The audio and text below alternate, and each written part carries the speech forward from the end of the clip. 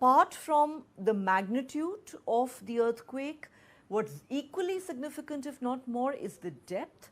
And at the same time, it is absolutely crucial that evacuation orders are issued and there is timely intervention by the authorities, because that can play a critical role in saving lives.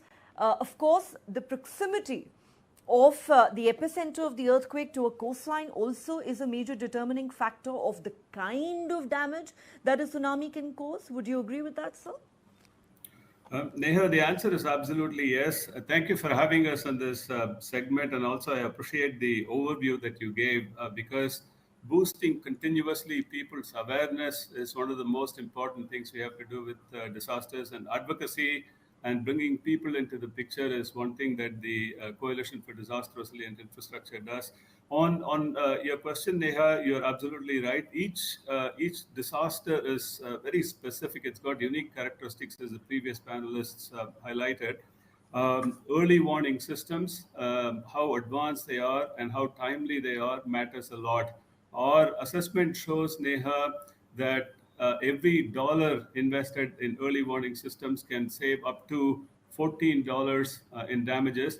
You have used the term hair rising. You can call it mind-numbing, paralyzing. These are the words that come to me. I used to live in Indonesia at the time of the 2004 Indian Ocean tsunami, where 170,000 people were killed in Indonesia alone. And as you said, close to 250,000 people across the 15 countries.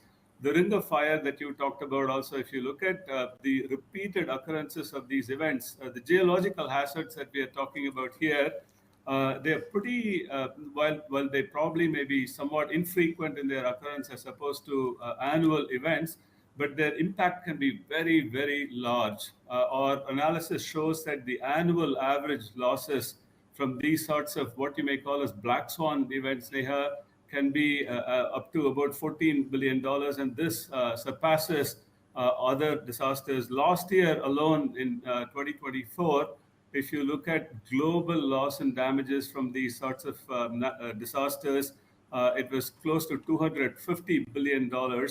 And the damages from storms or storm surges or ocean races alone accounted for about $175 billion. So, but at the same time, as you said, as others have said, the characteristics of each of these disasters, it matters a lot in terms of what kind of shocks they create, what kind of damages they impose, Neha. Mr. Subramaniam, you talked about the importance of investing in early warning systems. My question to you is, what were the biggest lessons of 2004 and 2011 in your view? And have we learned those lessons? Has India learned those lessons, for instance?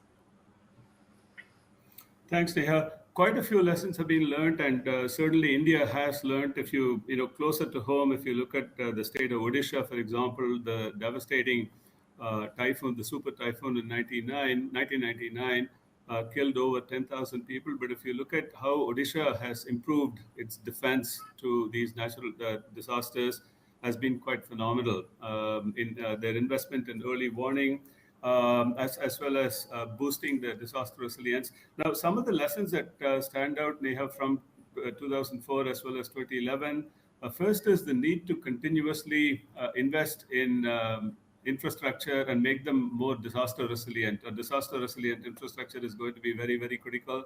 Japan has been a leader in this, and through the coalition at CDRI, we are working very closely with them. Second is sustained capacity is going to be very, very critical. Some of the countries that you talked about on the Ring of Fire, they face significant challenges, and continuously they need capacity building.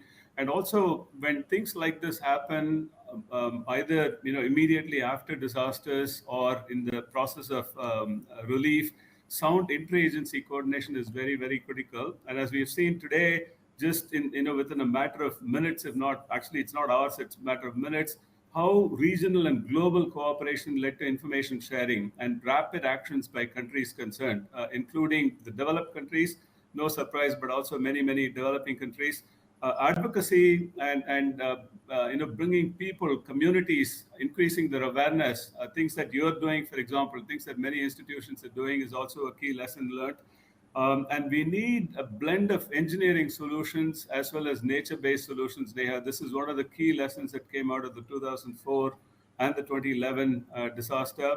And finally, we need continuous innovation in disaster risk financing. Given the debt sustainability concerns across the world, countries are still struggling, to invest in disaster resilient infrastructure. So more innovative solutions are needed, and we need more pre-event financing or pre-arranged financing, for example, to deal with catastrophic events. And insurance innovation is also needed there. So quite a few lessons that have been learned, and we believe the world is actually much better. Many countries are in a much better situation than they were in 2004.